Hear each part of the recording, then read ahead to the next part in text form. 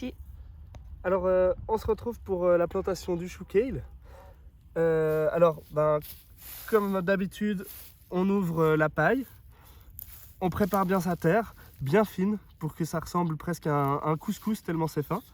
Donc, il suffit juste de préparer un peu la surface. On peut casser un peu les mottes avec la main. Hop. Ensuite, une fois qu'on a bien préparé notre terre, que la motte de notre planton est humide, on peut ouvrir un petit peu les racines pour qu'il se développe facilement dans la terre. Et ici, pour un chou, ou pour le chou kale en l'occurrence, il faut venir jusqu'à la limite des cotylédons. Donc c'est les deux premières petites feuilles qui vont sortir quand on voit la plante pousser. Ici, on n'a plus les cotylédons, mais on a la marque.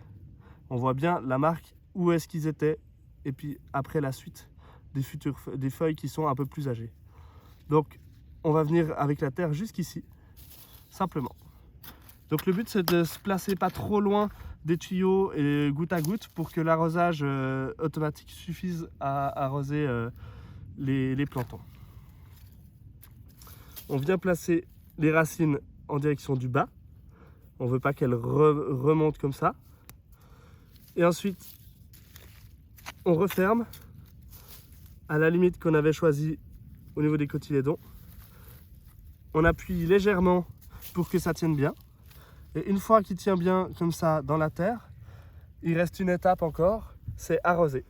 C'est bien arrosé, donc quand on a une ligne, on va arroser un arrosoir entier. Et une fois qu'on a arrosé, on vient fermer la paille qu'on vient d'ouvrir pour garder l'humidité proche et laisser le chou kale se développer facilement. Super, merci beaucoup.